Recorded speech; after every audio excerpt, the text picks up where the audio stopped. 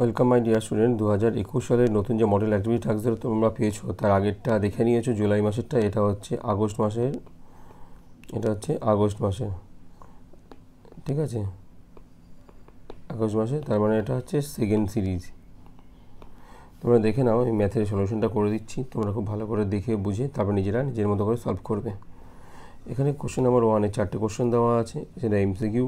আর question number 2-তেও 4টে question, যেটা ট্রু ফলস।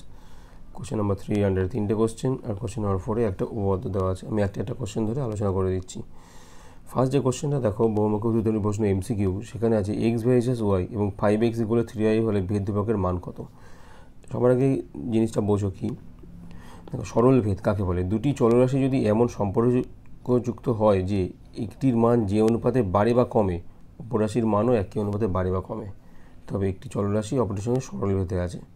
তাহলে এক্স আর ওয়াই এই সরল ভেদে যদি থাকে, আমরা লিখি এক্স ভ্যারিজ অ্যাজ ওয়াই।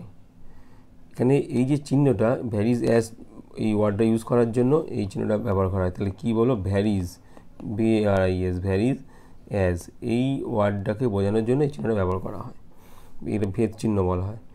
আর যেই এই চিহ্নটাকে আমরা সরিয়ে দিচ্ছি, তখন একটা কনস্ট্যান্ট কে নিয়ে আসছি, যেখানে কে হচ্ছে অশূন্য ভেদ ধ্রুবক। তাহলে সেই অনুযায়ী কিন্তু আমরা এই ম্যাথ থেকে করব। এখানে দেখা যাক এটা কী হয়। তাহলে এখানে আমাদের আছে এক্স ভ্যারিজ অ্যাজ ওয়াই, তারপরে আমরা লিখতে পারি therefore X equal to K Y, যেখানে কে হচ্ছে অশূন্য ভেদ ধ্রুবক, কেটা। তাহলে এবার 5x = 3y, এটা দিয়ে দেওয়া আছে। তাহলে 5x = 3y, এখানে 5x = 3y, এখানে আমি x এর ভ্যালু যদি বসিয়ে দিই, এবার 5 × ky = 3y, বোথ সাইড থেকে আমি y ক্যান্সেল যদি করে দিই, তাহলে 5k = 3, এখান থেকে k এর ভ্যালু কী পেতে পারি, k = 3/5। দেখো 3/5 কিন্তু অপশন ডিতে আছে, তাহলে অপশন ডি ইজ কারেক্ট। এটা হলো 1। এর পরেরটা দেখো, এটা পার্টনারশিপ বিজনেস। অমল 5,000 টাকা 9 মাসের জন্য আর প্রতিমা 6,000 টাকা 5 মাসের জন্য একটি ব্যবসায় নিয়োজিত করে। লভ্যাংশ তাদের মধ্যে বণ্টিত হবে যে অনুপাতে। যে যতদিন যত টাকা ইনভেস্ট করছে সেই অনুযায়ী কিন্তু তাদের মূলধন স্থির হবে, আর মূলধনের অনুযায়ী কিন্তু লভ্যাংশ তৈরি হবে। এখানে তাদের মূলধনের অনুপাত প্রথমে আমাকে বের করতে হবে। আচ্ছা, অমল ও ফতিমা, আমি একটুখানি লিখেই করছি। ফতিমার মূলধনের অনুপাত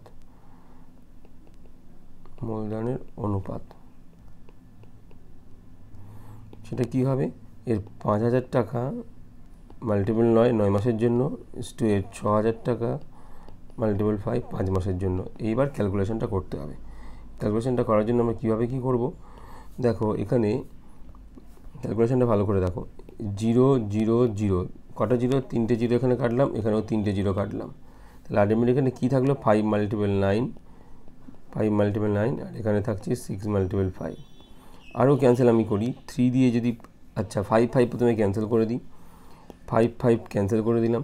3 দিয়ে ক্যান্সেল করলে এখানে 3 দিয়ে ক্যান্সেল করলে এখানে 2। তাহলে আলটিমেটলি কত আসছে, 3:2। দেখো 3:2 কিন্তু আমাদের, তাহলে কত আসলো এটা, 3:2 আমাদের এই অপশনে রয়েছে। তাহলে প্রথমে কী করলাম আরেকবার দেখে নাও। 5,000কে 9 মাসের জন্য করলাম, আর 6,000কে 5 মাসের জন্য করলাম। তারপর এখানেও 3টে জিরো ছিল, এখানেও 3টে জিরো ছিল, ক্যান্সেল করে দিলাম। তাহলে এখানে হলো 5 × 9, এখানে আসলো 6 × 5। এবার এটাকে কী করেছি, আমি 5 ক্যান্সেল করে দিয়েছি। 3 দিয়ে যেই ক্যান্সেল করেছি, 3 3 = 9, 3 2 = 6। তাহলে এখানে আলটিমেটলি থেকে গেছে 3, এখানে থেকে গেছে 2। তাহলে আমাদের অনুপাত হলো 3:2। এটাই তাদের কিন্তু মূলধনের অনুপাত, আর এই মূলধনের অনুপাতেই কিন্তু লভ্যাংশ তাদের মধ্যে বণ্টিত হবে। মূলধনের অনুপাত যেটা, সেটাই কিন্তু লভ্যাংশ বণ্টনের অনুপাত। এবার কোশ্চেন নাম্বার 3-তে চলে যাই। 1-3, ও কেন্দ্রীয় বৃত্তের বহিস্থ পি বিন্দু থেকে অঙ্কিত স্পর্শক বৃত্তকে কিউ বিন্দুতে স্পর্শ করে। বহিস্থ একটা বিন্দু আছে পি, সেখান থেকে একটা স্পর্শক অঙ্কন করা আছে, বৃত্তকে কিউ বিন্দুতে স্পর্শ করেছে। ও কিউ = 9, যেটা বৃত্তের ব্যাসার্ধ হয়ে যাবে। আর PO = 15, এই স্পর্শবিন্দু থেকে এই কেন্দ্র পর্যন্ত যে ব্যাসার্ধ সেটাই হয়ে যাবে এখানে লম্ব হয়ে যাবে এই জায়গাটায়। তাহলে PQ এর দৈর্ঘ্য কত? PQ এর দৈর্ঘ্য জানতে চাইছে। দেখো ভালো করে, এই যে ত্রিভুজটা দেখতে পাচ্ছ, এই যেটাকে আমি ইয়েলো করছি, এই ত্রিভুজটা কিন্তু একটা সমকোণী ত্রিভুজ হয়ে গেছে। আর সমকোণী ত্রিভুজের ক্ষেত্রে এখানে কী ঘটেছে, এই যে পার্ট এটা হয়ে গেছে লম্ব, যদি আমি এটাকে লম্ব নিই আর এটাকে যদি ভূমি নিই,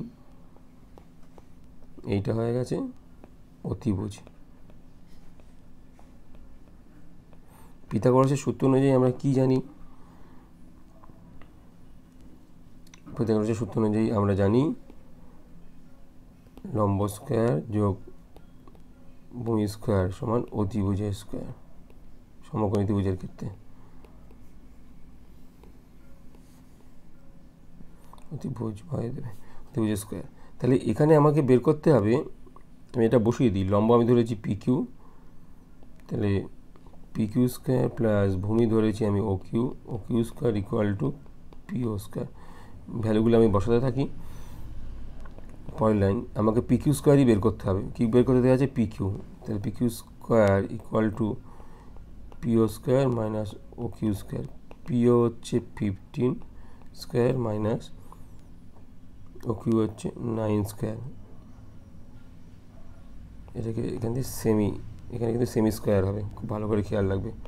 তারপর PQটা কী হবে? PQ হবে √15 স্কোয়ার মাইনাস 9 স্কোয়ার, তখন এখানে সেমি হয়ে যাবে। 15 স্কোয়ার মাইনাস 9 স্কোয়ার সেমি। তাহলে এটা দেখে নিয়েছো, PQ আমাদের বের করতে দেওয়া হয়েছে। এবার 4টা কি বলা হয়েছে? দুটি নিরেট গোলকের বক্রতলের ক্ষেত্রফলের অনুপাত 25:16। এটা একটা নিরেট গোলক, এটা একটা নিরেট গোলক। এই যে পোর্শন আমি মার্ক করছি এটা হচ্ছে বক্রতল।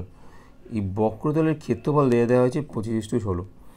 তাদের আয়তনের অনুপাত কত? এখানে কয়েকটা জিনিস একটু জেনে নাও। পূর্ণ গোলকের বক্রতলের ক্ষেত্রফল যদি ব্যাসার্ধ r একক হয়, তাহলে বক্রতলের ক্ষেত্রফল হবে 4πr²। আর আয়তন হবে সেক্ষেত্রে পূর্ণগোলকের 4/3πr³। তাহলে এইটা আমাদের কিন্তু গিভেন। বক্রতলের তাদের আয়তনের অনুপাত কত? এর যে প্রথমটা যে আছে তার ব্যাসার্ধ যদি আমি ধরি r1 আর দ্বিতীয়টা তার ব্যাসার্ধ যদি ধরি আমি r2, এক্ষেত্রে কী দেওয়া আছে?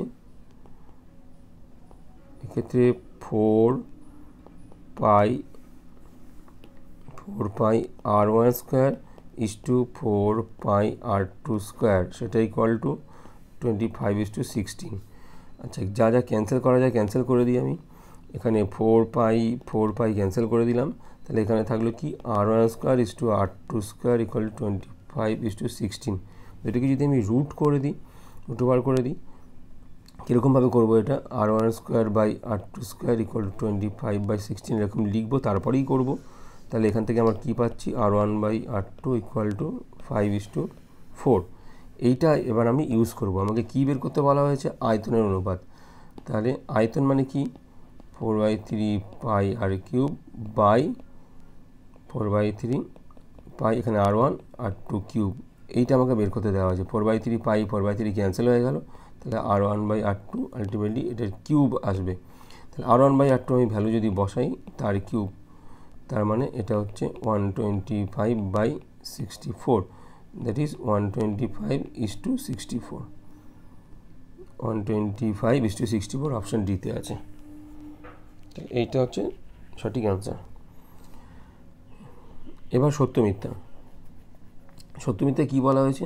ফার্স্ট কোশ্চেনটা, একটি ঘড়ির মিনিটের কাঁটার প্রান্তবিন্দু 1 ঘন্টায় আবর্তন করে 2π রেডিয়ান। দেখো খুব ভালো করে, এইটা হচ্ছে মিনিটের কাঁটা আর এইটা হচ্ছে ঘন্টার কাঁটা। এই মিনিটের কাঁটাটা 1 ঘন্টায় কিন্তু আবর্তন করে করে আবার এখানেই চলে আসবে 1 ঘন্টা হলে। এখন যা বাজে 1:55, এটা যদি এরকম করে করে ঘুরে ঘুরে চলে আসে তখন 2:55 হবে। তখন এই কাঁটাটা তখন এরকম একটা পজিশনে থাকবে, কিন্তু মিনিটের কাঁটাটা এখানেই থাকবে 1 ঘন্টা পরে। তাহলে পূর্ণ একটা আবর্তন করছে, ঠিক আছে? পূর্ণ আবর্তন করলে কি হয় দেখো, এখান থেকে এতটুকু যখন যাচ্ছে তখন π/2, আরেকটু যখন যাচ্ছে π, আরেকটু যখন যাচ্ছে 3π/2, সম্পূর্ণ করলে 2π। তাহলে এখানে দেওয়া আছে সম্পূর্ণ আবর্তন করেছে 2 পাই, তাহলে এটা কিন্তু সত্য, এটা সত্য।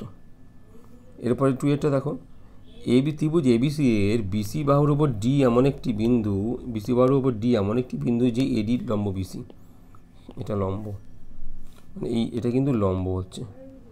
তাহলে এবিডি আর এই ত্রিভুজ দুটো সদৃশকোণী ত্রিভুজ। সদৃশকোণী ত্রিভুজ হতে গেলে কি কোণগুলো সব সমান হতে হয়। এই দুটো ত্রিভুজের মধ্যে কি কোণগুলো সব সমান সেটা আমরা পাচ্ছি, এই কোণগুলো সমান পাচ্ছি। একটা উপপাদ্য আমরা পড়েছি, উপপাদ্য 48, যেটা হচ্ছে যে কোনো সমকোণী ত্রিভুজের সমকৌণিক বিন্দু থেকে অতিভুজের উপর লম্ব টানলে ওই লম্বের উভয় পার্শ্বে স্থিত ত্রিভুজ দ্বয় সদৃশ। এটা কিন্তু সমকোণী ত্রিভুজ আছে, খেয়াল রাখো, এই ত্রিভুজটা সমকোণী হলেই কিন্তু এটা সম্ভব, এই ত্রিভুজ দুটো সদৃশ, এবং ত্রিভুজ দুটো প্রত্যেকটা মূল ত্রিভুজের সাথে সদৃশ। পুরোটা তোমরা বই থেকে দেখে নিতে পারো। কিন্তু এখানে যে ত্রিভুজটা দেওয়া হয়েছে এখানে কিন্তু কোনো সমকোণী ত্রিভুজ বলা হয়নি, তাহলে আমরা কিন্তু এটা সবসময় নাও হতে পারে, যে হবেই তা কিন্তু না, তাহলে এটা আমরা কি বলবো, মিথ্যা।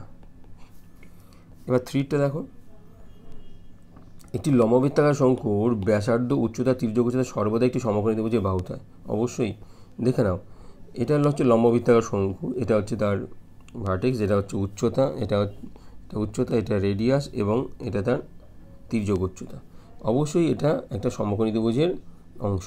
দেখো এই যে পোর্শনটা আমি যেটা আঁকছি এটা একটা কিন্তু 90 ডিগ্রি, এখানটা অ্যাঙ্গেলে 90 ডিগ্রি, এটা একটা অবশ্যই সমকোণী ত্রিভুজের অংশ, একদম সত্যি। এটা যেটা দেওয়া হয়েছে সমকোণী ত্রিভুজের বাহুতে নয়, এটা একদম সত্য। এবার 4টা দেখো, যে শুভেন্দু ও নৌশাদ যথাক্রমে 1500 টাকা ও 1000 টাকা দিয়ে একটি ব্যবসা শুরু করে। 1 বছর পর ব্যবসায় 75 টাকা ক্ষতি হলে শুভেন্দুর ক্ষতি হয় 30 টাকা। লভ্যাংশের অনুপাতেই কিন্তু লভ্যাংশ অনুপাত কিংবা ক্ষতির অনুপাত সবটাই কিন্তু হবে মূলধনের অনুপাতে। মূলধনের অনুপাত কত? মূলধনের অনুপাত হচ্ছে 1500:1000। তার মানে 0,0,0,0 যদি আমি ক্যান্সেল করে দিই 15:10, তার মানে এটা হচ্ছে 5:2। তাহলে 75 টাকা ক্ষতি হয়েছে, এই 75 টাকাকে আমাকে 5:2 অনুপাতে ভাঙতে হবে। 2 অনুপাতে যদি আমি ভাঙি তাহলে প্রথম জন হচ্ছে শুভেন্দু পায় 5/7, না অনুপাতটা একটু দেখো, আমার একটা ভুল হয়েছে, 15:10কে এটা যদি আমি অনুপাতে 5 দিয়ে ডিভাইড করি তাহলে এটা হচ্ছে 3:2। তাহলে এখন 3 + 2 = 5। তাহলে এই 75 টাকাকে যদি আমি এই অনুপাতে ভাঙি তাহলে প্রথম জন আছে শুভেন্দু কত পাচ্ছে? শুভেন্দু পাচ্ছে 3/5 × 75 টাকা। তার মানে 5কে এটাকে কাটলে হচ্ছে 1545। শুভেন্দু ছিল প্রথমে, শুভেন্দু ছিল 1500 টাকা। শুভেন্দুর যদি ক্ষতি হয় তাহলে সেক্ষেত্রে 45 টাকা ক্ষতি হবে, সেটা কিন্তু ভালো করে দেখো, খুব ভালো করে দেখে নাও। প্রথমে তাদের মূলধনের অনুপাত বের করেছি 15:10, সেটা 5 দিয়ে ডিভাইড করা হচ্ছে 3:2, 3 + 2 করেছে 5। এই 75 টাকাকে এবার এই অনুপাতে যদি আমি ভাঙি, শুভেন্দু প্রথমেই ছিল, শুভেন্দু হচ্ছে 3 পার্ট আউট অফ 5, এবং 75 টাকার মধ্যে কত হচ্ছে 5 × 15 = 45 টাকা। তাহলে এখানে শুভেন্দু হচ্ছে 45 টাকা, কিন্তু এখানে দেওয়া আছে 30 টাকা, তাহলে এটা কিন্তু মিথ্যা। ঠিক আছে, দেখো সংক্ষিপ্ত উত্তরধর্মী প্রশ্ন। একটি বৃত্তে 5.5 সেমি দৈর্ঘ্যের বৃত্তের চাপ বৃত্তের কেন্দ্রে π/16 পরিমাপের কোণ উৎপন্ন করলে বৃত্তের ব্যাসার্ধের দৈর্ঘ্য নির্ণয় করো। দেখো এখানে বৃত্তীয় পদ্ধতি এবং ডিগ্রি রেডিয়ানের মধ্যে সম্পর্ক তোমরা দেখেছো, সবাই জানো। ডিগ্রি রেডিয়ানের মধ্যে সম্পর্ক হচ্ছে d/180 = r/π। এখানে আরও একটা সম্পর্ক আছে, সেটা হচ্ছে কোনো বৃত্তের বৃত্তচাপ ও ব্যাসার্ধের অনুপাত সেই বৃত্তের কেন্দ্রে যে কোণ উৎপন্ন করে তার বৃত্তীয় মানের সমান। তার মানে s/r = থিটা, এবং এই থিটাটা কিন্তু বৃত্তীয় মানে পাই দেওয়া, এই যে আমরা রেডিয়ানে প্রকাশ করি সেই মানে। তাহলে s/r = থিটা, এইটাই কিন্তু আমাদের এখানে প্রয়োজন। দেখো এটা আমরা কিভাবে লিখছি, s/r = থিটা, 5.5 সেমি দৈর্ঘ্যের বৃত্তচাপ। এক্ষেত্রে s = 5.5 সেমি, এটা হচ্ছে ও, এটা এ, যদি এটা বি হয়, ওইটা হচ্ছে 5.5 সেমি হচ্ছে এইটা 5.5 সেমি। বৃত্তের কেন্দ্রে π/6, তাহলে থিটা = π/16। বৃত্তের ব্যাস, তাহলে আমাকে আর বের করতে হবে এখান থেকে, তাহলে এই যে ফর্মুলা থেকে আমরা কি পাচ্ছি, S equal to R theta, তাহলে R equal to S by theta, সেটা equal to 5.5 by pi by 16। ক্যালকুলেশনটা কীভাবে করছি দেখো, 5.5 বাই 20, এই আচ্ছা আমি এটাকে পাই হিসাবে আগে লিখে রাখি, পাই, আর এখানে 16টা এখানে চলে যাচ্ছে, তাহলে 5.5 মাল্টিপল 16, পাই মানে কত 22/7, আবার 7টা ওপরে যাবে, 5.5 মাল্টিপল 16 বাই 22 মাল্টিপল এখানে 7। তারপরের লাইন ক্যালকুলেশনটা আমরা কীভাবে করব, এখানে আমি 55 করে দিলাম, মাল্টিপল 16 মাল্টিপল 7 করলাম, এখানে 22 করলাম, মাল্টিপল 10 করলাম। এখানে 55-এর একটা ডেসিমাল ছিল, সেটা সরিয়ে দিয়ে আমি এখানে 10 করেছি। এবার 11 দিয়ে যদি আমি ক্যান্সেল করি, এখানে কিসের ভ্যালু বের করতে হবে, আর এর ভ্যালু। দেখো 11 দিয়ে ক্যান্সেল করলে 2, 11 দিয়ে ক্যান্সেল করলে 5, 5 দিয়ে এটাকে ক্যান্সেল করলে 2, 2 দিয়ে 16কে ক্যান্সেল করলে 8, 2 দিয়ে আবার 8কে ক্যান্সেল করলে 4, তাহলে 28। তাহলে আলটিমেটলি আনসার আসছে কিন্তু এটা আর বেরোলো, অতএব ব্যাস হচ্ছে 28 মাল্টিপল 2 সেমি, তাহলে 56 সেমি। খুব ভালো করে একবার একটু দেখে নাও, কোশ্চেনটা চেয়েছে বৃত্তের ব্যাসার্ধের দৈর্ঘ্য। আচ্ছা ব্যাসার্ধের দৈর্ঘ্যই চেয়েছে, তাহলে আমরা ব্যাসার্ধটাই বের করব, আমাদের ব্যাস বের করার কোনো প্রয়োজন নেই। তাহলে ব্যাসার্ধ ইকুয়াল টু 28 সেমি। আরেকবার দেখে নাও, S by R equal to theta, ফর্মুলাটা তোমরা দেখে নিয়েছো, S by R equal to theta, সেই ফর্মুলা অনুযায়ী আমরা এস 5.5 সেমি সেটাই গিভেন ছিল, আর পাই বাই 16 ছিল এখানটা, পাই বাই 16 থিটা বসিয়ে দিয়েছি, 5/5 বাই 5.5 বাই পাই বাই 16। দেখো S equal to R theta, তাহলে এখান থেকে আর এর ভ্যালু কী হবে, এই থিটাটাকে দিয়ে ডিভাইড, তাই করেছি এখানটায়। 5.5 মাল্টিপল 16, পাইটা এখানে থেকে গেছে, 16টা যেহেতু নিচে ছিল এটা ওপরে চলে যাবে। পাইকে আমি আবার 22-এর সাথে ভেঙেছি, 22-এর সাথে মানে এই 7টা আবার ওপরে চলে যাবে, তাই হয়ে গেছে। আবার তাহলে এখানে এটাকে কি করেছি, 55 রেখেছি, 16 রেখেছি, 7 রেখেছি, 22 রেখেছি, এই ডেসিমালটা তুলে দিয়ে এখানে একটা 10 দিয়ে মাল্টিপ্লাই করেছি। এবার ক্যান্সেল করেছি, 11 দিয়ে করলে 2, 11 দিয়ে করলে 5, আবার এই 5 দিয়ে 10কে করেছি 2, এই 2 দিয়ে 16কে করেছি 8, আবার 2 দিয়ে 8কে করেছি 4, তাহলে এখানে 4 আর 7 থেকে গেছে 28। এটাই আমাদের জানতে চেয়েছে ব্যাসার্ধ কত, 28 সেমি। ঠিক আছে, নেক্সটে দেখো, একটি লম্ববৃত্তাকার শঙ্কুর উচ্চতা 12 সেমি এবং আয়তন 100 পাই ঘন সেমি হলে শঙ্কুটির ব্যাসার্ধের দৈর্ঘ্য কত। দেখো শঙ্কুর যে আয়তন, তার ফর্মুলা হচ্ছে 1/3 পাই আর স্কোয়ার এইচ, সবই দিয়ে দিয়েছে। এক্ষেত্রে 1/3 পাই আর স্কোয়ার এইচ সেটা ইকুয়াল টু হচ্ছে 100 পাই। কিছুটা ক্যালকুলেশন করে নিই আগে, পাই আমি ছেড়ে দিলাম, তাহলে এখানে আর স্কোয়ার ইন্টু এইচের ভ্যালু দিয়ে দিয়েছে 12 ইকুয়াল টু 100, আর এখানে একটা 3 ছিল, 3টাকে এখানে মাল্টিপ্লাই হয়ে যাবে।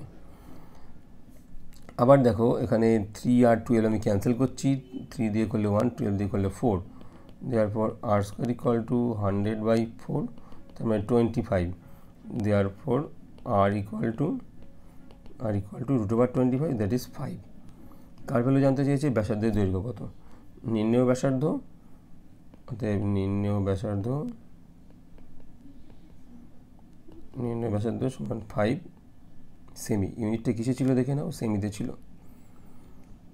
তাহলে এখানে পরিষ্কার বুঝে গেছো। আর একবার আমি বলে দিচ্ছি, দেখো উচ্চতা দিয়েছে 12 সেমি আর আয়তন দিয়েছে 100 পাই। আয়তন হচ্ছে 1/3 পাই আর স্কোয়ার এইচ শঙ্কুর ক্ষেত্রে, তাহলে 1/3 পাই আর স্কোয়ার ইকুয়াল টু 100 পাই। এখানে আমি পাই ক্যান্সেল করেছি, আর এখানে এইচের ভ্যালু এখানে বসিয়েছি, আর 3টা এখানে মাল্টিপ্লাই করে দিয়েছি। এইচের ভ্যালু 12 বলা ছিল আমাকে, তাহলে 3 আর 12 ক্যান্সেল করেছি, 3 1s আর 3, 3 4s আর 12, 4 আর স্কোয়ার ছিল, 4টাকে ডিভাইড করে দিয়েছি 100, 4 দিয়ে ডিভাইড করে দিয়েছি 100কে, তাহলে হয়ে গেছে আর স্কোয়ার 25, তাহলে আর এর ভ্যালু বেরিয়েছে 5, তাহলে ব্যাসার্ধ হচ্ছে 5 সেমি। একদম ক্লিয়ার। এবার পরের প্রশ্ন দেখো, X varies as Y Z এবং Y varies as Z X হলে দেখা যায় জেড একটি অশূন্য ধ্রুবক। আচ্ছা আগের মতো আমরা করি, X varies as Y Z, therefore X equal to এখানে k1 ওয়াই জেড ধরি, যেখানে k1 অশূন্য ভেদ ধ্রুবক, k1 অশূন্য ভেদ ধ্রুবক। আবার আবার Y varies as Z X, তাহলে Y equal to K two Z X, এটা ধরি, এখানেও লিখবে ধরি কে টু ইকুয়াল টু অশূন্য ভেদ ধ্রুবক। তাহলে এইবার কি করব, এই ওয়াইয়ের ভ্যালুটা, এই সেকেন্ডে যে ওয়াইয়ের ভ্যালুটা পেলাম আমি, এটা এই ফার্স্টে বসিয়ে দেবো। সেটা করি, X equal to K one, আর ওয়াইয়ের ভ্যালু হচ্ছে কে টু জেড এক্স, ওয়াইয়ের ভ্যালুটা বসালাম কে টু জেড এক্স, আর একটা জেড পরে থাকছে। এইটুকু হচ্ছে ওয়াইয়ের ভ্যালু কে টু জেড এক্স। তাহলে এখানে দেখো, এখানে এক্স এক্স ক্যান্সেল হয়ে যাচ্ছে, তাহলে one equal to K one K two Z square. তাহলে এখান থেকে আমরা কি পাচ্ছি, Z square equal to one by K one K two, দেওয়ার পর Z equal to root over one by K one K two, এটা কিন্তু ধ্রুবক। তাহলে যেটা আমাদের প্রুভ করতে দিয়েছে সেটা আমাদের প্রমাণ হয়ে গেল। ঠিক আছে, এবার দেখো কোশ্চেন নাম্বার 4, সেটা কী আছে, যুক্তি দিয়ে প্রমাণ করো যে কোনো সমকোণী ত্রিভুজের অতিভুজের উপর অঙ্কিত বর্গক্ষেত্রের ক্ষেত্রফল অপর দুই বাহুর উপর অঙ্কিত বর্গক্ষেত্রের ক্ষেত্রফলের সমষ্টি সমান। পিথাগোরাসের উপপাদ্য তোমরা সবাই দেখেছো, সেটার এই প্রুফটা বইতেই আছে, তাও আমি একটু দেখিয়ে দিচ্ছি। পি কিউ আর একটি সমকোণী ত্রিভুজ যার কোণ পি সমকোণী। প্রমাণ্য বিষয় ও কিউ আর স্কোয়ার অতিভুজ, এটা সমান পি কিউ স্কোয়ার এটা প্লাস পি আর স্কোয়ার এটা। অঙ্কন কি, সমকোণিক বিন্দু পি থেকে অতিভুজের ওপর অতিভুজ কিউ আর এর ওপর একটা লম্ব পি এস অঙ্কন করা হলো, যা কিউ আর বাহুকে এস বিন্দুতে ছেদ করে। তাই পি কিউ আর সমকোণী ত্রিভুজের অতিভুজ কিউ আর এর ওপর পি এসটা লম্ব, এটা লম্ব। পি কিউ এস আর পি কিউ আর এই দুটো ত্রিভুজ সদৃশ, কারণ একটু আগে একটা থিওরেমের পার্ট দেখিয়েছি উপপাদ্য 48-এর, এই দুটো ত্রিভুজ কিন্তু সদৃশ। যেই সদৃশ হচ্ছে P Q by Q R, এই P Q by Q R এটা সমান কী হয়ে যাবে, Q S by P Q. এখান থেকে এটা যদি ক্রস মাল্টিপল করি, P Q square equal to হয়ে যাবে Q R into Q S, এটাকে 1 নম্বর। আবার পি এস আর এটা, আর পি কিউ আর বড়টা, এটাও সদৃশ। এখান থেকে আমরা পাচ্ছি P R by Q R equal to S R by P R, যেই ক্রস মাল্টিপল করছি পি আর স্কোয়ার সমান Q R dot S R. এবার এই 1 আর 2 এই দুটোকে যোগ যেই করছি, লেফট সাইডে থাকছে কি P Q square plus P R square, আর রাইট সাইডে আমরা এই দুটোকে লিখে দিচ্ছি। এই দুটোকে লেখার পর কিউ আরটা কমন চলে যাচ্ছে, কিউ এস প্লাস এস আর। আর কিউ এস প্লাস এস আর সেটা কিন্তু হচ্ছে, দেখো কিউ এস প্লাস এস আর সেটা হচ্ছে কিন্তু কিউ আর, তাহলে দুটো কিউ আর পেয়ে গেলাম কিউ আর স্কোয়ার। তাহলে আমাদের প্রমাণটা হয়ে গেল। খুব ইম্পর্টেন্ট একটা প্রমাণ, তোমরা খুব ভালো করে পড়বে, রেডি রাখবে। আর যদি কোনো রকম কিছু এখন অসুবিধা মনে হয় কমেন্ট বক্সে কমেন্ট করবে, সেরকম আমি রেকটিফাই করব। ঠিক আছে, তোমাদের সেরকম দেওয়ার চেষ্টা করব। Thank you.